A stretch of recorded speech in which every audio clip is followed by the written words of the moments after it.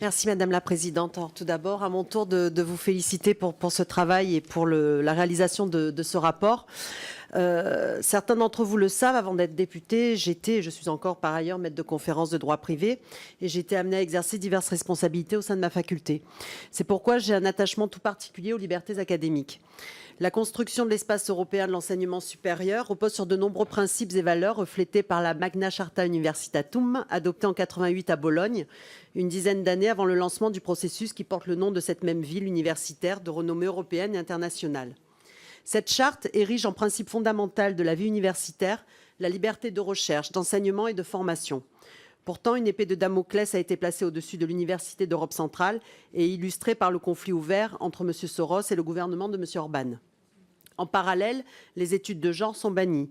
Et si l'on se tient au dernier reportage effectué sur place, on vient enseigner aux jeunes Hongrois que la place des femmes est à la cuisine ou à s'occuper de leurs enfants. Par votre rapport, quel état des libertés académiques dressez-vous en Hongrie et ailleurs d'ailleurs, et sont-elles aujourd'hui aussi menacées qu'on peut le lire par ailleurs? Je vous remercie. Nicole Lepay. Madame la Oui, Présidente. sur la liberté académique, c'était évidemment une bonne question. Oui, on a des inquiétudes fortes. Il y a eu notamment en Hongrie des lois qui ont été adoptées visant à réguler de façon extrêmement contraignante et circonscrite à certaines universités, voire une université, un enseignement académique tout à fait libre et critique à l'endroit des autorités locales. Et donc, on a ce paquet législatif qui date du 4 avril 2017. La Commission de Venise avait déjà tiré la sonnette d'alarme. La Commission européenne, elle aussi, a retiré la sonnette d'alarme. Et on a cette université d'Europe centrale, avec son recteur, Mikhail Ignatieff, qui était, il n'y a pas longtemps, à l'Assemblée nationale dans le cadre d'une conférence sur les démocraties libérales, qui s'est trouvé confronté à une situation où une loi est adoptée qui, tout en disant que ça concerne toutes les universités, vise spécifiquement la sienne, met des contraintes excessives à sa charge administrative pour tenter de l'empêcher d'enseigner. Il remplit les critères les uns après les autres. Il fallait installer un campus, il l'a installé. Il fallait remplir des nouveaux papiers, il les a remplis. Et pour autant, on lui refuse toujours le papier officiel d'autorisation d'enseigner. C'est-à-dire qu'on va jusqu'à leur interdire d'enseigner.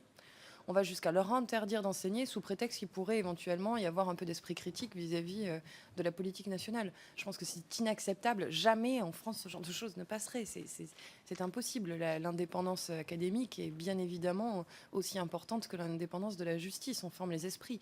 Et c'est peut-être d'ailleurs l'une des raisons pour lesquelles certains esprits quittent leur pays s'ils n'ont pas accès à un enseignement libre. Donc oui, cette question est préoccupante à l'endroit de la liberté académique, à l'endroit des ONG aussi. Il y a des ONG qui ont été ciblées avec des taxes spécifiques si elles aident des populations en difficulté, notamment des minorités ou les migrants.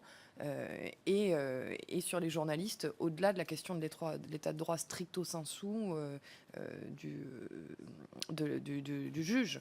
Donc pour répondre à la question aussi dans le quotidien, je le disais tout à l'heure, si on n'a pas un juge impartial, dans le quotidien, son droit, on n'est pas du tout certain qu'il soit respecté. S'il y a une atteinte aux données personnelles, par exemple, s'il y a une capture des données personnelles par l'État et que le concitoyen...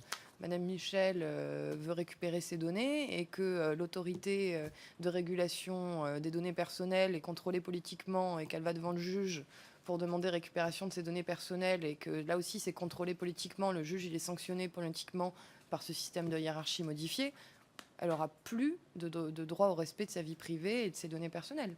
Elle n'aura plus tout ça. On ne sait pas jusqu'où ça va aller. C'est comme ce journaliste poursuivi pour avoir osé écrire un livre qui mettent en cause et qui éventuellement révèlent des affaires. Donc ça va forcément impacter à terme la vie des gens dans son ensemble et ça c'est terrible. Et justement sur l'enseignement, je pense que là on touche aussi au cœur des préoccupations du concitoyen. Oui, je crois qu'il faut pas trop parler de M. Soros. Hein. Il s'agit d'une université qui est indépendante. Elle est financée par la Fondation Soros, mais elle est indépendante. Et M. Ignatieff a bien insisté là-dessus. Hein. La campagne anti-Soros est une chose, mais cette université, elle est indépendante. Et effectivement, quand on a rencontré M. Ignatieff, il nous a confié qu'il ne savait pas s'il pouvait inscrire des étudiants au mois de juillet et au mois d'août, et s'il ne savait pas s'il pourrait ouvrir les enseignements au début septembre, ce qui est quand même extrêmement grave. Qui existe depuis 150 ans. Voilà.